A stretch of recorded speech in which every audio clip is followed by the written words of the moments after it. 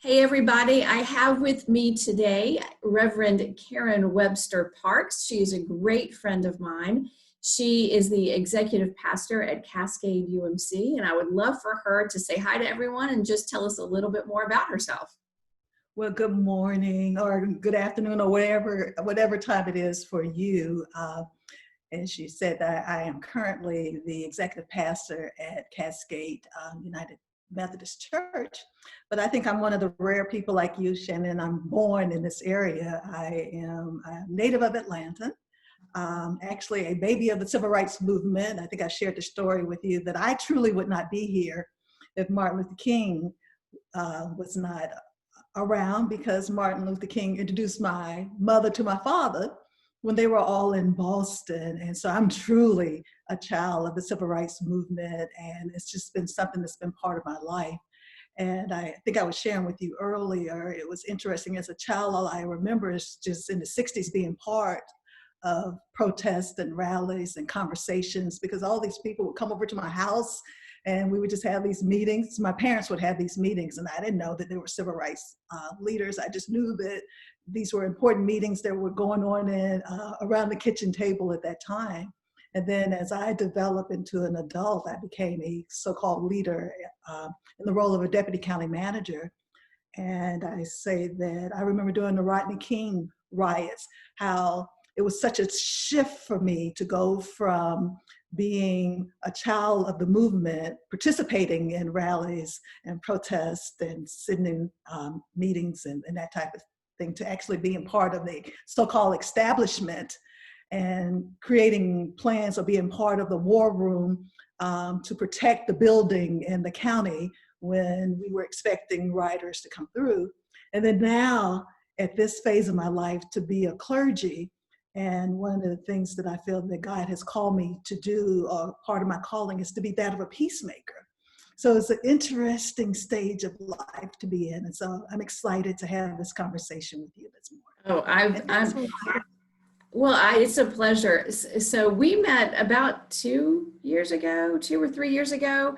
Karen she was just about to finish seminary and wanted to go through the process for ordination. And so we met at a coffee shop in downtown Atlanta near Georgia State. And we had this instant connection. I mean, we were like, where have you been, my sister? Because obviously it was some people you meet and you just click, and that was us. And it's interesting that you're a peacemaker, and that truly came out in that first meeting. And part of my personality is being a challenger. So to put those two together and working together, I think is really, really beautiful. You have you were at BU at the time, right? And so that's where Martin and my mom were at BU. So all these natural connections, you can only say, look at God, right? Look at God. That's right. That's right. So one of the things that I think is fascinating is your history and your work experience and your life experience. And, you know, being from Atlanta, working in Atlanta, when the riot started this past Friday night after, as a response to the murder of George Floyd, I'm looking at my city and places that mean something to me. I mean, I have memories of standing in Centennial Park. I have memories of it being built. There's so many things that kind of flood my visual memory when I was looking at what was going on. And I'm texting you, and you and I were just mourning, and we were listening to Ambassador Young and just wanting to do something. And that's where I feel there are a lot of people in my circles that they want to be a part of the solution. And specifically in Atlanta, we want to reflect the pieces of Atlanta that we love and that we know can unite in the face of tension and tragedy, and offer hope. And as clergy and leaders, we want to offer hope. So what are some of the things that you think would be helpful, not only to do, but ways that we can offer hope to others? So there's several things that we can do. First of all, we have to make sure that we know that there's just not one solution to this, right? Because there's just a spectrum of racism that we talked about, right? And so there's not going to be just a one size fit all solution. So what we have to realize is that God has given every one of us spiritual gifts, right? And I think we should all know what those spiritual gifts are, and then how do we use those gifts during this time to bring peace. And one of the things that I have been doing is that I think last year we did this Lenten study between two churches, between Cascade and Peachtree, and there were 12 tribes that were created as a result of that. And the tribes have met continuously since then, but they sort of took off sometime when the pandemic came, right? And so I sent out an email to the tribes and I said, you know what, provide some space for conversation, because in addition to you calling me, I had several friends that were just texting me and blowing up my phone at the same time. And I said, there needs to be some space for conversation, because people are trying to figure out how they too can hold up their piece of the sky during these trying times. And so what we have done is that with these 12 tribes, they have created space for conversations. Now, initially, the charge that I gave was, let's have conversation and not try to come up with a solution. But what I realized is that a lot of the kids or the younger people or the people that we see protesting are really tired of conversation, and they're looking for solutions. And so the conversations have been so varied, but the ones that have developed what I would say much more fruit are those that have taken the time to say, what can I do personally to make a difference? But part of it is that you have to hold a mirror up to yourself and say that what we are witnessing is coming from years and years, some people say even 400 years of racist behavior. And then, so what is our part in sort of breaking up some of the schisms, right? Yeah. And So, I'm sorry. well, so I'm glad you said this a few minutes ago. You talked about racism on a spectrum, and I believe it's Bishop Woody White. Is that correct? Who talked about everybody's racist. Mm-hmm. Just some people are on a certain part of the spectrum than others. Mm-hmm. And that quote has resonated with me. And when I look at myself and my own self-reflection, I can see where I am not being the person that God has called me to be, that I'm not truly embracing other people the way that I should, or I have been silent when I should have been speaking out. It is a scary thing to talk about race and racism. It shouldn't be, but it is, because we see riots, we know that there's tension, and we know that there are people who are more racist than us. So yeah, I think having conversation, if you have never had a conversation, is very important. And being intentional about developing relationships. Yes. So not just having a conversation. Like I was like, oh, I have conversations all the time. Yeah, that's not a problem. Well, and I got pushed by my husband. He's like, so when was the last time you shared a meal with someone of a different color? Yeah. I'm like, oh, yeah, Carrie and I go to lunch. Like, when was the last time you had a meal with someone that wasn't part of your work circles? Mm-hmm. You can always push yourself to do more. So I want to talk for just a second, kind of wrap this up just a little bit and talk about the mayor of Atlanta. When she got on the news on Friday, when the riots started,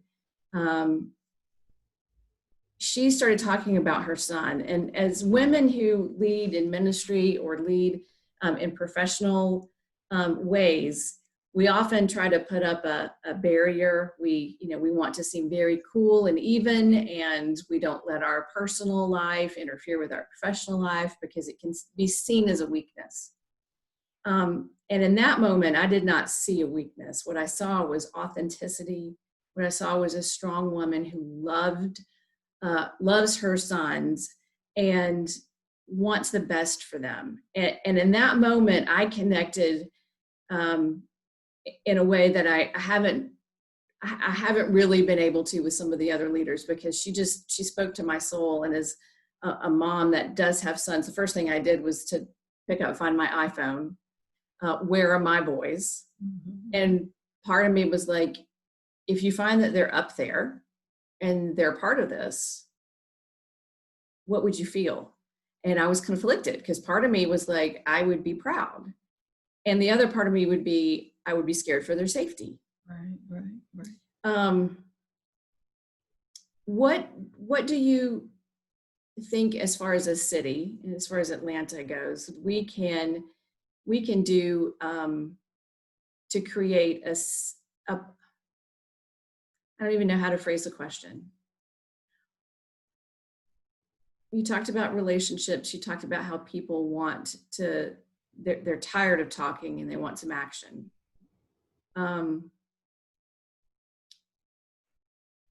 Let me ask this. Do these riots and protests feel different than when we had Rodney King, when we've had like Ferguson, Missouri, when we had other things going on? Does this feel different to you? So let me answer it in a couple of ways. First of all, I agree with you about the mayor's passion and how authentic her response was when she was just telling people, just go home, right? Mm-hmm. But let me also tell you that what I saw during that time is that, I don't know if you've ever heard that Blacks in general have to have the talk with their children. Yes. You know, what's going to happen if you get stopped by a police officer, you're supposed to do certain things, certain behaviors. And so, she wanted him to stay safe for a different reason. And I totally got that, but that's only because I only heard about the talk a few years ago. Right. I didn't know about it. Right. So not only that, and then we witnessed these two college kids, one from Morehouse, from Spelman, who probably received the talk, and no matter what, they still were treated the way that they were treated, right? And so I'm sure that the mayor is dealing with this from so many different angles, as a mother, now as one who is the top official in the city, who is led to protect the city. But it doesn't feel different, because this is something that we've been dealing with for a long time as Black people.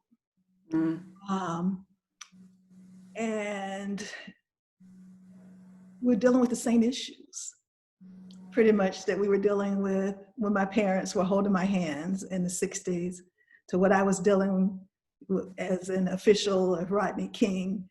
And it's the same issue. But what I like about these kids, and maybe it's the craziness of it happening during the storm of the pandemic and all these other things going on, that these kids, and I keep calling them kids because they're so much younger to me, but they're not kids. These people that are leading this effort to protest seem to be committed to not just letting it die. Because prior to some of the rallies, I would talk to some of my friends' children, and I would say, what are you feeling? And they would say, oh, Aunt Karen, you know, people protest all the time, and then these protests die out, and then nothing happens. The racism is still there. We're still treated a certain way because of the color of our skin. But I'm hopeful that something is a little different this time. I have hope that, we go back to those two commandments of loving God and loving our neighbor. And what we are missing more so than ever is that loving the neighbor part, right? We just have not done that well for centuries. We have not done that well. And so what I am sensing, because now I'm in the role of a clergy, is a different desire to break the cycle. But it's going to take a lot of work, and this doesn't happen overnight.